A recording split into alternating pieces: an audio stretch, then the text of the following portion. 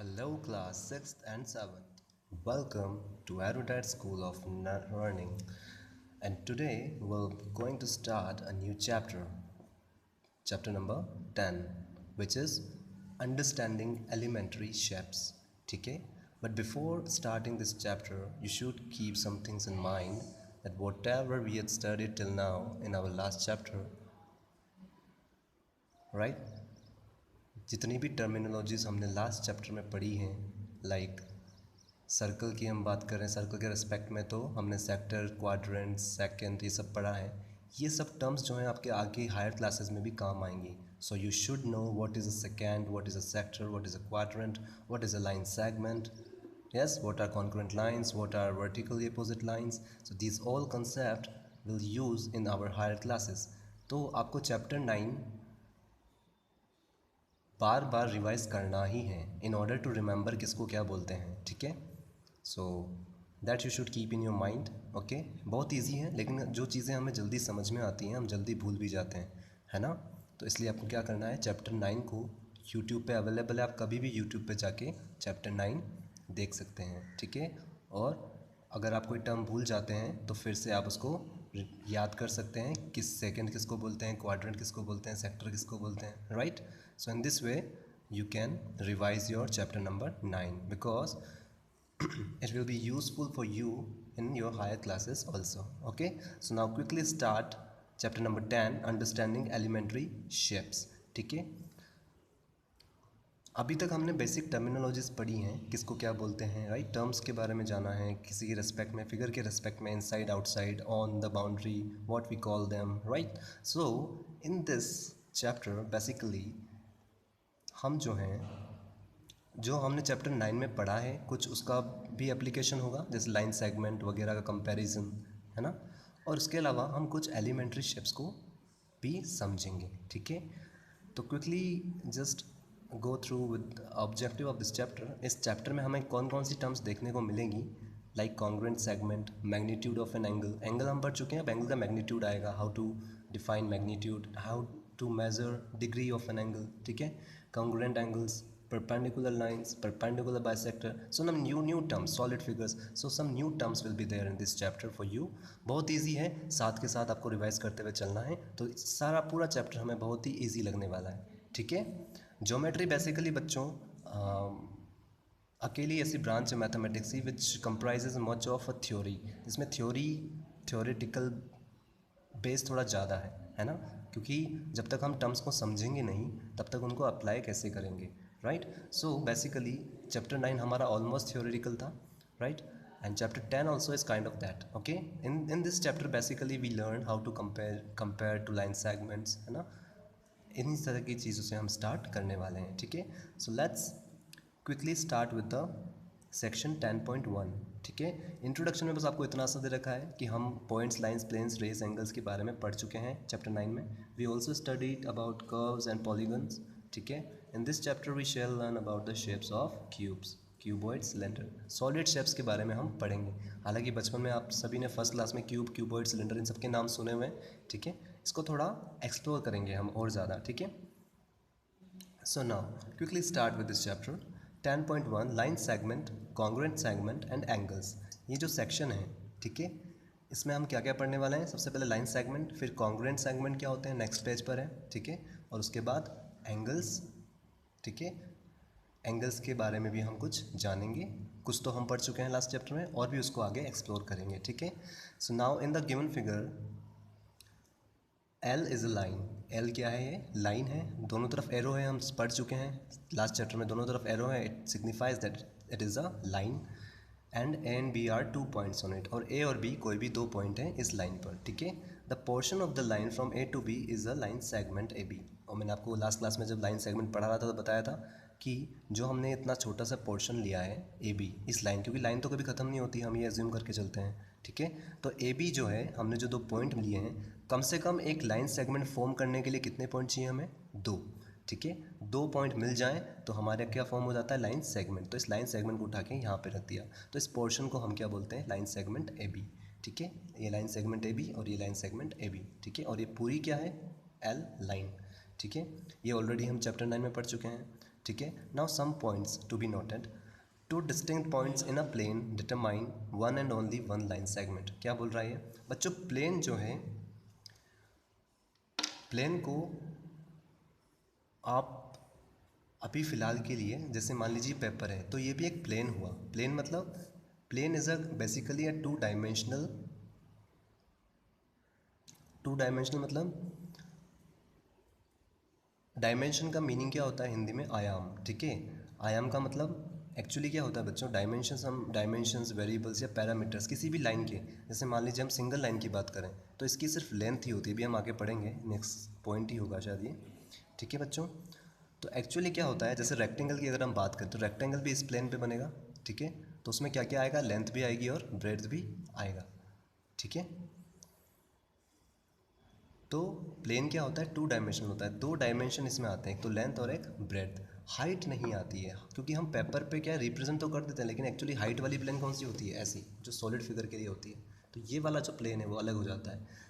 फिलहाल आप real life example समझने के लिए ऐसे अज्यूम कर सकते हो कि आपका जो फ्लोर है वो एक प्लेन है, तो वहाँ पे आप ज़्यादा से ज़्यादा लेंथ ड्रॉ कर सकते हो और ब्रेड्थ ड्रॉ कर सकते हो। ठीक है, फिर आपकी सामने वाली वॉल है, आपके जस्ट अभी आप जब ये लेक्चर सुन रहे हो तो आपके सामने एक दीवार होगी।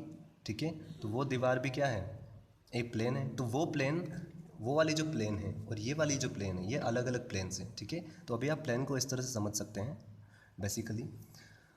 तो ऐसे ही जो दूसरी वॉल है वो दूसरा तीसरा प्लेन है। ठीक है, तो इसी तरह से डिफरेंट प्लेन्स होते हैं। तो ये बोल रहा है कि एक प्लेन पे, जैसे अगर इस पेपर की बात करें, ये भी एक प्लेन है। ठीक है, प्लेन मतलब एक फ्लैट सरफेस, आप समझिए यहाँ पे हाइपोथेटिकली। ठीक है, एक फ्लैट सरफेस जहाँ पे टू डिस्टिंक्ट पॉइंट्स अगर मिल जाएं in a plane determine one and only one line segment. तो दो पॉइंट से हमें कितने लाइन सेगमेंट मिलेंगे, एक, केवल एक, वन एंड ओनली वन, केवल एक और केवल एक ही लाइन सेगमेंट मिलेगा। तो ये कॉमन सेंस की बात है कि दो पॉइंट से हमें सिर्फ एक लाइन सेगमेंट मिलेगा।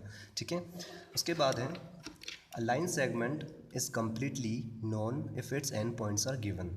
ठीक है, क्या बोल रहा है सेकंड पॉइंट में, लाइन सेगमेंट के बारे में अगर हमें सब कुछ पता करना है तो हमें सिर्फ क्या दे दो, दो एंड पॉइंट दे दो। एंड पॉइंट मतलब, एंड मतलब जहाँ ख़त्म हो रहा है। लेफ्ट साइड में लाइन सेगमेंट कहाँ ख़त्म हो रहा है, ए पॉइंट पे, और राइट साइड में लाइन सेगमेंट कहाँ ख़त्म हो रहा है, बी पॉइंट पे। तो ये ए और बी पॉइंट कौन से हुए, एंड पॉइंट्स।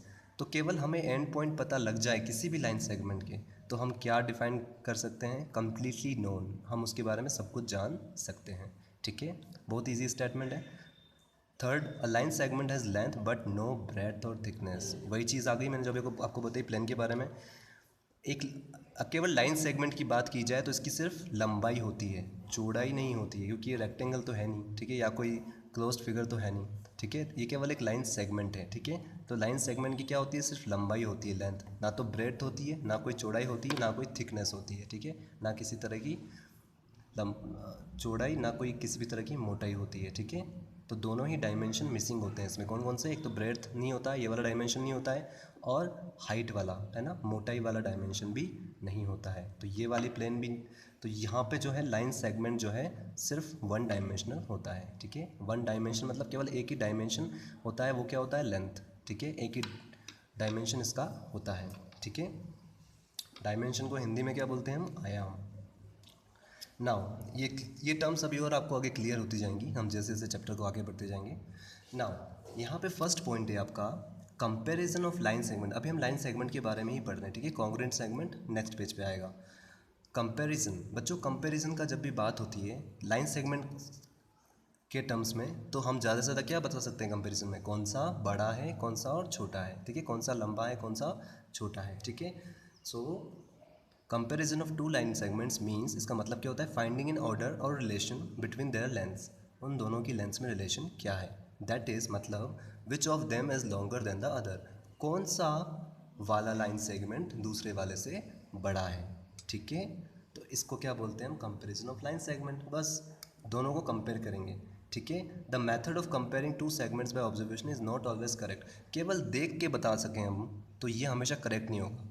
ठीक है, आप ट्राई भी कर सकते हो, आप दोनों सेम लेंथ के, सपोज़ आप अपने रूलर से, स्केल से ये एक्टिविटी ट्राई करना, 5 सेंटीमीटर की दो लाइन खींचना, एक यहाँ पे लाइन सेगमेंट खींचना और एक यहाँ पे लाइन सेगमेंट खींचना, आपको ज़रूर एक दूसरे से बड़ा लगेगा, जबकि होंगे दोनों सेम। ठीक है, तो ऐसे जो है हमारी आइज़ जो है हमें धोखा देती हैं। ठीक है, कोई भी सेम साइज़ के ऑब्जेक्ट हमें सेम दूसरे ऑब्जर्वेशन से नहीं पता लग पाते, तो इसलिए कुछ चीज़ें हमें ऑब्जर्वेशन से पता लग जाती हैं जिनमें अंतर ज़्यादा हो। जैसे मान लीजिए ये पेन है और ये उसका ओपनर है, तो ऑफकोर्स हमें पता लग जाता है ऑब्जर्वेशन से, इसको नापने की ज़रूरत नहीं है कि कौन सा छोटा है कौन सा बड़ा है, ठीक है। लेकिन कुछ चीज़ें ऐसी होती हैं जहाँ पे हमको मेज़रमेंट, स्टैंडर्ड मेज़रमेंट का यूज़ लेना पड़ता है, जैसे रूलर, और हम पढ़ेंगे कंपास से भी हम या डिवाइडर से भी हम क्या कर सकते हैं, लाइन सेगमेंट मेज़र कर सकते हैं। तो सेकंड पॉइंट आपका यही है कि हम लाइन सेगमेंट को मेज़र कैसे करने वाले हैं, बाय डिवाइडर, या तो डिवाइडर के थ्रू या फिर कंपास के थ्रू, ठीक है बच्चों।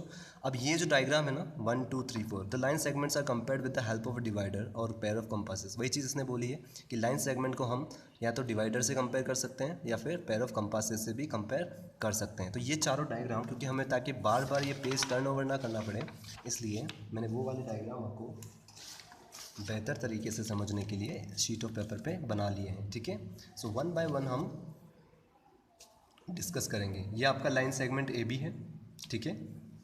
हमें इस ए बी को कंपेयर करना है किससे, पी क्यू से, कि ये ए बी पी क्यू से बड़ा है, छोटा है या इक्वल है। तीन ही केस पॉसिबल है, या तो छोटा होगा या बड़ा होगा या फिर इक्वल होगा, तीन ही केस बन सकते हैं। तो ये तीनों केस हम डिस्कस करेंगे, ठीक है। तो सबसे पहले इसने स्टेप्स किसकी बताई है कि हम कैसे मेज़र करते हैं, किसके थ्रू, डिवाइडर के थ्रू। डिवाइडर को यूज़ करते हुए हम कैसे मेज़र कर सकते हैं वो हम समझेंगे, ठीक है बच्चों। नाउ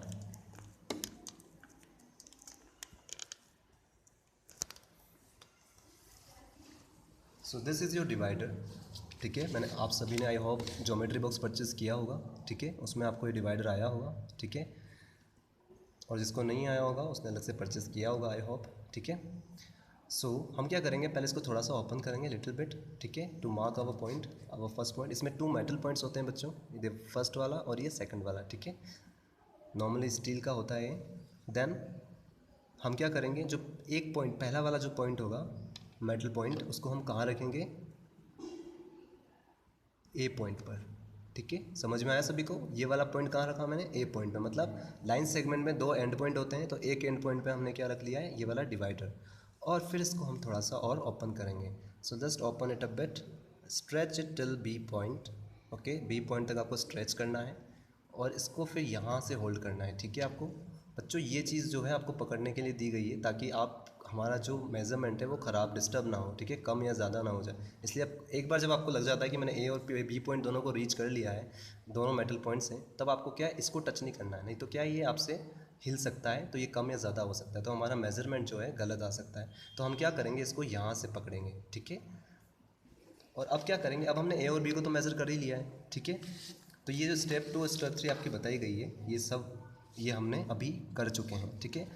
अब हम सबसे पहले केस 1 यूज़ डिस्कस करते हैं। केस 1 क्या है, the second arm of the divider falls on Q. अगर सेकंड आर्म मतलब 2 आर्म है, इसके 2 हाथ हैं डिवाइडर के, पहला वाला हाथ ये है, दूसरा वाला हाथ ये है। अगर दूसरा वाला आर्म क्यू पे गिरता है तो इसका मतलब क्या होता है, ए बी किसके इक्वल है, पी क्यू के। ये कॉमन सेंस की बात है कि अगर हमने जो ए बी नापा था, ये ए बी वाला मेजरमेंट है अभी हमारे हाथ में, तो इसका अगर हम वही करेंगे जो हमने ए बी के साथ किया था, ये वाला पॉइंट हम कहाँ रखेंगे, पी पर, ठीक है, पी पर रखेंगे। और इस वाले पॉइंट को हम दूसरी तरफ रख के देखेंगे ये कहाँ तक जाता है, ठीक है। तो अगर ये क्यू तक जा रहा है बच्चों, तो क्या केस बन रहा है हमारा कि ए बी किसके बराबर है, पी क्यू के। तो ये तो कॉमन सेंस की बात हो गई ना, कि हमने जब ए बी को मेज़र किया था तो वो इतना था और पी क्यू भी इतना ही निकला, हमें ना तो उसको कम करना पड़ा ना ज़्यादा। तो इसका मतलब क्या हुआ कि ए बी क्या है, पी क्यू के इक्वल है, ठीक है। हमने डिस्कस किया था 3 तरह के केस हो सकते हैं, एक तो बड़ा, एक छोटा और एक इक्वल, बराबर। तो अभी पहला केस कौन सा आया हमारा, बराबर वाला, ठीक है। अभी भी हमने इसको छेड़ा नहीं है, अभी भी ये बिल्कुल ए बी जो हमने मेज़र किया था बिल्कुल वैसा का वैसा ही है।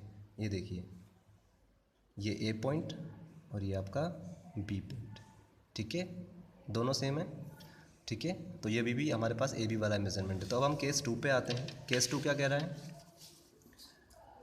The second arm falls at a point R between P and Q.